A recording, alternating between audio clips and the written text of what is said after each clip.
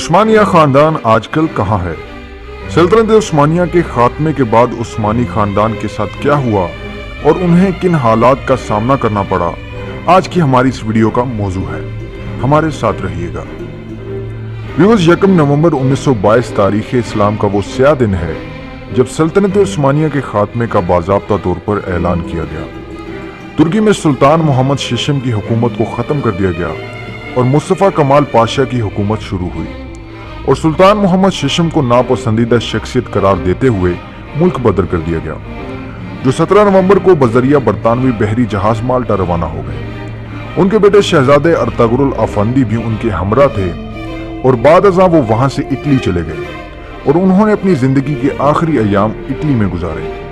ان کی وفات 16 مئی 1926 کو سان ریمو اٹلی میں ہوئی، اور ان کو دمشق میں سلطان سلیم اول مسجد کے قریب سپرد خاک کیا گیا۔ سلطان محمد ششم جب تک زندہ رہے عثمانی خاندان کے سربراہ کے طور پر رہے۔ دوسری جانب 19 نومبر 1922 کو ان کے قریبی عزیز عبد المجید ثانی کو نیا خلیفہ چنا گیا، جو 1924 میں خلافت کے خاتمے تک یہ ذمہ داری نبھاتے رہے۔ اسی کے ساتھ تمام عثمانی خاندان کو جلا وطن کر دیا گیا۔ اندازہ کیجئے، ایک ایسا خاندان جو 600 سال سے زائد عرصہ سے ایک جگہ پر حکومت کر رہا تھا، اسی خاندان کے لیے ان کے اپنے ملک میں جگہ تنگ ہو گئی تھی۔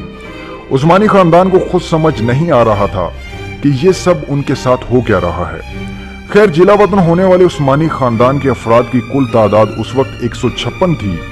ان میں سلطان کے ساتھ بہت سے شہزادے، شہزادیاں اور ازواج وغیرہ شامل تھیں، اور کچھ نوکر وغیرہ بھی ان کے ساتھ تھے جو اپنے مالکوں کا ساتھ کبھی نہیں چھوڑنا چاہتے تھے۔ اس کے ساتھ اس خاندان کے تمام داماد بھی جلا وطن کیے گئے۔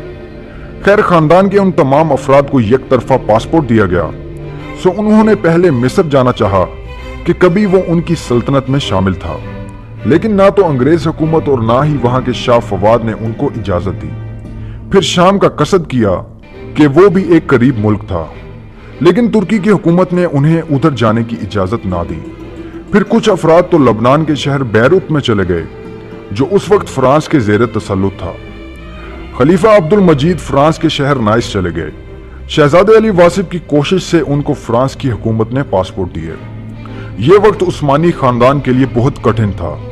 انہوں نے غربت کا منہ بھی دیکھا۔ وہ تو اپنا ساز و سامان اور روپیہ پیسہ بھی اپنے محلوں میں چھوڑ آئے تھے کہ عوام کی مداخلت اور تعاون سے وہ جلد ترکی واپس آئیں گے، لیکن ایسا نہیں ہو سکا۔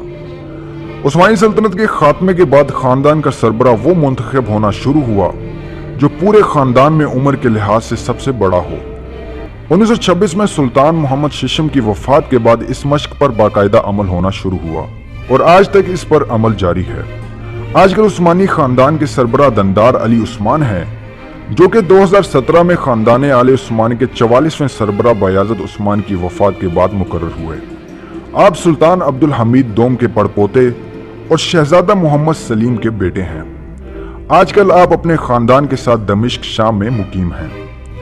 1954 میں عثمانی خاندان کی خواتین کو ترکی میں آنے اور رہنے کی اجازت مل چکی تھی، اور 1974 میں مردوں کو بھی ترکی میں رہنے کی اجازت مل گئی تھی، لیکن خاندان کے بعض افراد نے ترکی سے باہر رہنا پسند کیا۔ آج کل عثمانی خاندان مختلف ملکوں میں پھیلا ہوا ہے، جن میں امریکہ، بلغراد، ہنگری، فرانس، مصر، شام اور ترکی وغیرہ شامل ہیں۔ آج کل ترکی میں عثمانی خاندان کے بہت سے افراد سکون پذیر ہیں۔ سلطان عبد الحمید دوم کے پوتے عبد الحمید کائی خان ترکی میں عثمانی خاندان کی نمائندگی کرتے ہیں۔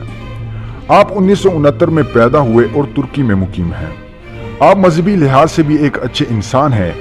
آپ کی شکل سلطان عبد العزیز سے بے حد ملتی ہے۔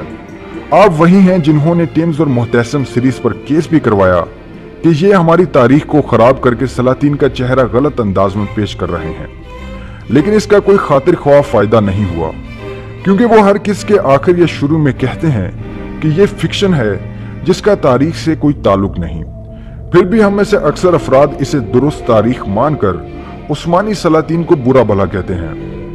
کچھ مزید افراد میں سے شہزادی نیل خان عثمانی، ناز عثمانی اور شہزادے یوز سلیم عثمانی بھی ترکی میں مقیم ہیں، اور یہ تینوں سلطنت عثمانیہ کے 34ویں سلطان عبد الحمید دوم کی نسل میں سے ہیں۔ ان سب کے علاوہ عثمانی خاندان کے بے شمار افراد ترکی میں موجود ہیں، جن میں سے کچھ افراد کا تعلق سلطان محمد ششم اور سلطان محمد پنجم کی نسل سے ہے، लेकिन ज्यादातर अफराद का ताल्लुक सुल्तान अब्दुल हमीद दोम की नस्ल से है। ये खानदान अब इतना वसी हो चुका है कि सबके बारे में इस वीडियो में बताना नामुमकिन है।